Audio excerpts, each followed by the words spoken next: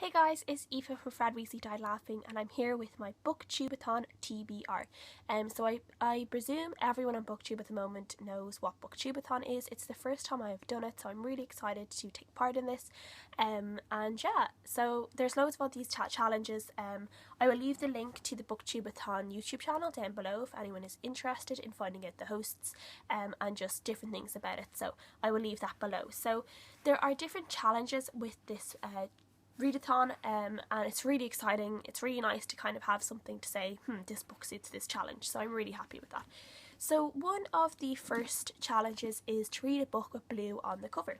So I went to the library during the week and I ended up getting loads of library books, so all the books I'm reading are going to be from the library. So I picked up, and they're all actually on my TBR shelf as well, which makes me really happy. Well, most of them, except one, but most of them were already on my TBR shelf. So the book with blue on the cover I'm choosing is The Gracekepers by Kirsty Logan, and this is actually going to fulfill the second challenge as well, which is to read a book with that the author shares the first letter of your last name. So Kirsty Logan, my last name begins with an L, so does Kirsty Logan. So this ends up fitting in with the two first challenges. And you probably can't really see it as well, but all the bottom of here is blue. Kirsty's name is in blue, and then the inside and the back of the book, there's also bits of blue on it. Really gorgeous cover, absolutely amazing. I'm just really intrigued by this book because it just seems like such an odd concept. It's a little about a girl kind of who lives on a boat in the middle of the sea. As far as I know, that's really all I know about it. I could be wrong, but at the moment that's what I know about it. So I'm really looking forward to getting in and reading it. And then one of the third challenge is to read someone else's favourite book, and I actually saw on Sana from Inkbone's Books YouTube channel during the week, one of her favourite books is The Night Circus by Erin Morgenstern, and this is actually one that I got from the library, so that suits me perfectly. I'm really looking forward to this book. I've heard so many amazing things about this book and I've been dying to read it for ages. I just kept forgetting to pick it up in the library, so I finally did. So that is that. And then one of the challenges is to read a book without letting go of it. So one of the things the only thing, because I don't really read graphic novels, so I'm going to read a novella, and I'm going to read the third of the Magnus Bane Chronicles, which is Vampires, Scones and Edmund Herondale. I think I got that right. So I'm going to read that one, and then I'll read maybe another one if I feel like it, because I have a few of them on my Kindle. So I'm going to combine another two of the challenges, which is to read the last book you acquired and to read a book you really want to read. So seeing as I went to the library, I'm just going to use that for my last book I acquired because I just need to read these books.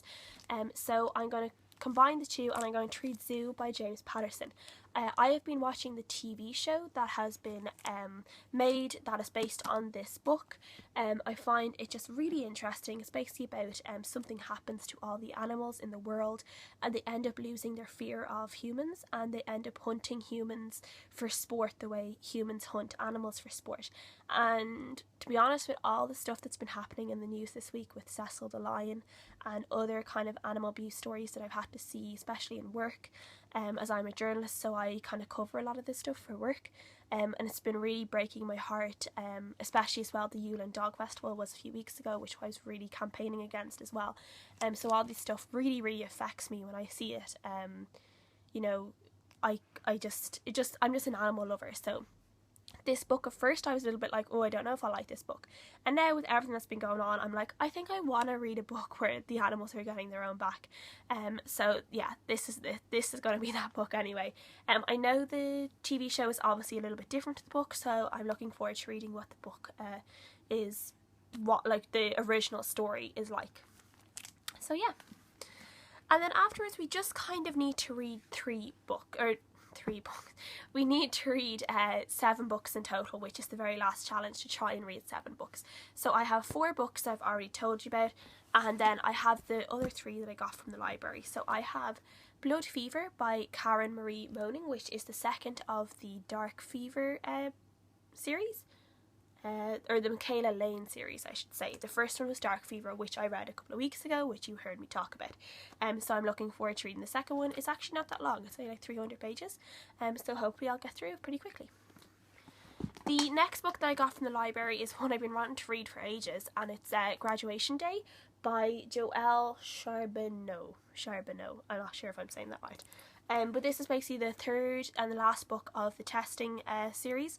I really enjoyed the first two. It's been a while since I read the first two, especially the second one, which was Independent Study, and I can't quite remember what happened. I read a quick summary the other night to try and refresh my memory, so I kind of know what happens, but some of the characters are still unfamiliar to me and how I feel about some of the characters, so I'm hoping I can kind of get quickly into this one and try and remember what happened. And then the last book I have is just one. I swear to God, I just picked this up because of the title. I just like the title, which is Vets on Call by Cathy Woodman.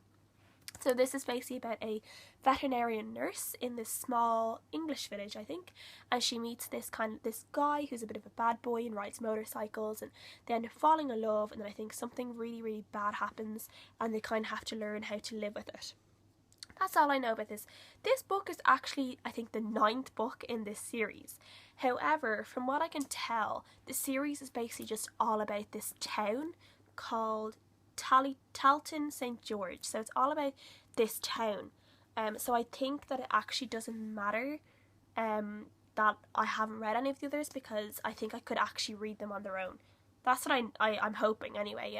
I'll have to see when I read it, but I have a feeling it's just kind of little books that, you know, might have some of the same characters but completely different stories.